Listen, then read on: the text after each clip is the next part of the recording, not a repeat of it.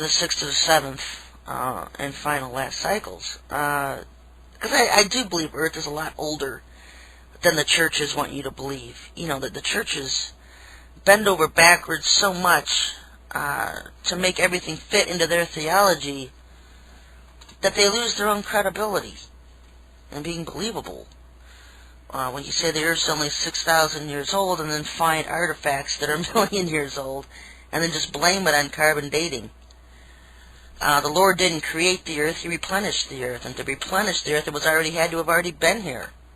It was a dark mass. And if you read the description, He just recreated Earth. He did not create something out of nothing and 7,000 years ago, 6,000 years ago, and then we started. I mean, Earth has been here for eons and eons of years. I wrote this back in my articles in the beginning, talking about the pre-Adamic civilization that was here. And it's hard to grasp that one, let alone civilizations that were here even before that one. You know, you look at the Neanderthals and the Cro-Magnons, and these were races that didn't die off. These were races that just up and disappeared. And people think of Satan's rebellion as just being a short amount of time, where he decided, oh, I want to be worshipped as God, and then God's judgment came upon him. The Lord gave him, hundreds, perhaps even thousands of years to repent. And during that time that he was so busy trying to become God, he was trying to create his own master race, his own human race. And that's why you have this crossbreeding of all these animals and these different types of human beings that are not human, the Neanderthals and Cro-Magnons, because Satan couldn't duplicate the master blueprint of a human, which is the number 11, 22, 33, which are the master numbers of the occult right now. Those are the master numbers for any occult. I know that 33 represents the vertebrae, and I have it on my in one of my articles about exactly what these are. I think the 11 is something about the mind, 11 muscles of the mind, and then 22 is something else, and then 33 is the vertebrae. Maybe it's 22 ribs, I don't know. But that's like the blueprint of a mankind, and Satan couldn't duplicate it.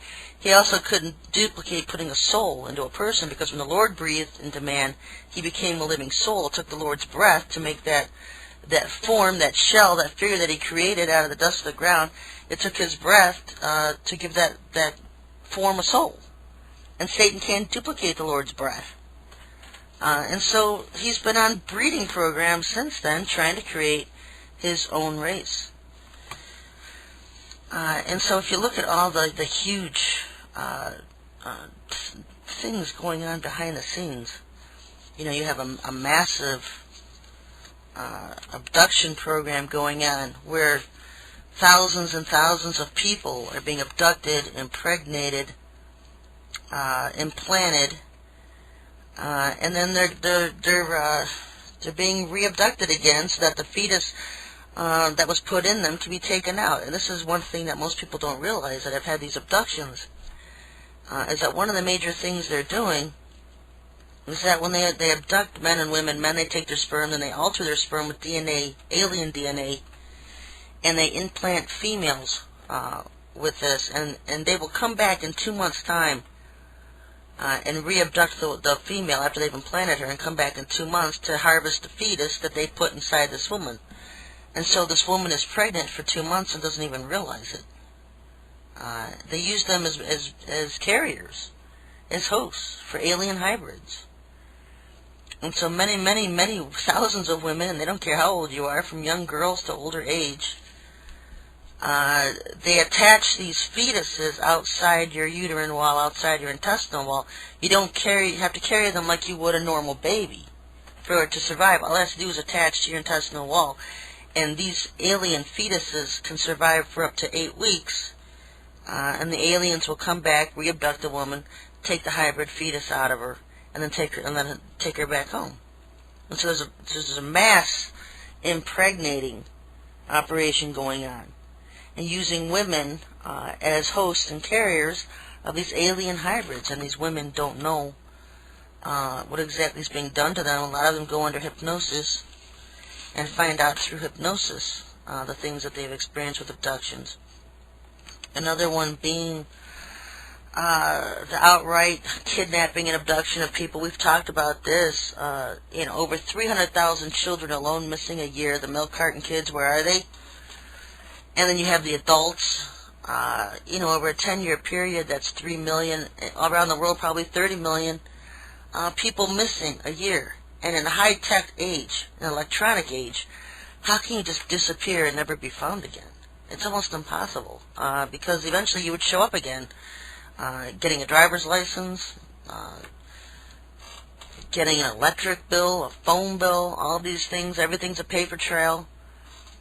In order to totally vanish from society, you would have to use cash, and you would never be able to use your social security number or real name. I mean, it's just, our society is so tech that you could be found. And that's what they want you to do. If you're on the run, you're a fugitive from the law, use your credit card, use your debit card, use your name, social security number, because anything that requires a paper trail, they can find you. And so with all these millions and millions and millions, 30 million people over 10 years missing, and not a trace, these people are disappeared, gone without a trace. Don't you think that eventually over the years you'll be hearing about some of these people that were found? How come we're not hearing about any of these milk carton kids being found over the years? They want you to think that it's just parents taking a child, going through a divorce and leaving town, taking the child and running, and so then they list them as missing, and that's not true. I mean, I'm sure there are some cases like that, but eventually they get found. You can't disappear forever. It's too easy to find people in this day and age. And so the information age and the tech age, it makes everybody realize how small this world really is. You can't hide. And so now we've got a real problem of not just underground bases, these people disappearing into underground bases, but becoming victims of the aliens' meatpacking plant on the moon. And that's what the government doesn't want people to know, because they don't want mass hysteria. They don't want panic. But at the same time, they're tying our hands because you can't protect yourself either. People aren't learning how to protect themselves from aliens. These aliens want everybody to believe there are friends. Friends don't abduct friends, folks. They want to tell you that they're going to raise your consciousness. All the I've seen is aliens erasing people's memories and consciousnesses. What's so friendly about an alien that it kidnaps you and abducts you out of your home, then erases your memory and puts you back in your house to come get you again later in a couple months? They implant all these people with implants so that they know where they are. You become a target, you become a tag. They can come get you over and over and over and over again once they have you implanted, because they know exactly where you are. It's a tracking implant. You're somebody else. You're an alien's dog now. We're the cattle for the aliens, and they've targeted us and tagged and planted us. They've had an implanting program for hundreds and hundreds of years, and I'd always heard that they target children to implant children. They get you as a child, and most children, that's why you'll hear most children having unexplained nosebleeds growing up. And it's because of this chip implanting. They chip implant children, take them out of their sleep at night, and just implant them, and then put them back, and that way they can track them their entire lives on into adulthood. And so, definitely being harassed by these aliens, and we knew they weren't friendly beings if you had 2 cents to put together.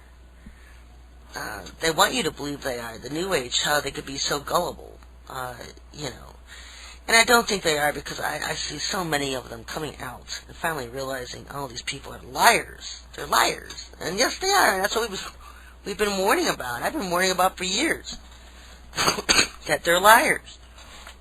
The Indians warned about the reptoids, the reptilians, and what liars they were. I'm going to read something a little bit later written by an Indian chief or one of these Indian tribes. They had dealings with the reptilians,